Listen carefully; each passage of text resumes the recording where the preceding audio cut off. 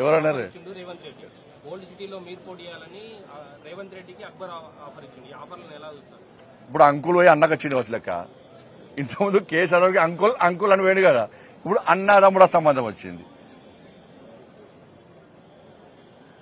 ఇప్పుడు మూడదానికి ఏమన్నారు వీళ్ళు ఎంఏ పాటలు, వాళ్ళు గోడ మీద పిల్లుడు, ఇటు పడితే ఇటు దుంకుతారు, ఇటు పడితే ఇటు. అధికారంలో ఎవ్వరు ఉంటే వాళ్ళకి కొమ్మగాస్తారు. మూడదాకా కేసీఆర్ అంకుల్ చాలా మంచోడు, ఇంద్రుడు చంద్రుడు అనే. ఇప్పుడు వీరికి తింటే కేసీఆర్ తిడతారు ఇప్పుడు. ఇక మరి వీళ్ళు నెక్స్ట్ కాంగ్రెస్ పార్టీ పరిస్థితి అది కదే. అంతకుముందు కాంగ్రెస్ పార్టీ తిట్టే బీఆర్ఎస్ గోడెక్కిర్రు, బీఆర్ఎస్ గడిలోకి పోయారు. ఇప్పుడు మళ్ళీ బీఆర్ఎస్ గవర్నమెంట్ లేదు కదా, మళ్ళీ కాంగ్రెస్ గవర్నమెంట్ ఇవాళ.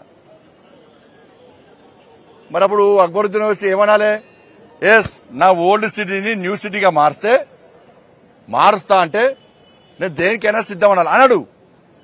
నా హాస్పిటల్ బాగా నడవాలి, నా వ్యాపారాలు మంచిగా జరగాలి, నేను చేసే కబ్జాలు బాగుండాలి, ఓట్స్లో ఎవరు ట్యాక్సీలు కట్టద్దు, ట్యాక్సీలు కట్టే ఆఫీసర్లు కొట్టాలి, కొట్టిన ఎవరు కేసు పెట్టద్దు.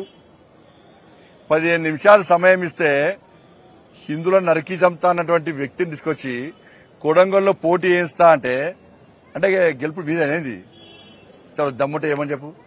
మేమందరం కూర్చొని నిర్ణయించుకొని, మా పార్టీని నిర్ణయించుకొని కొడంగల్లో గిట్లా అక్బరుద్దీన్ వేసి పోటీ చేస్తే డిపాజిట్ రాకుండా చేసే బాధ్యత మాది.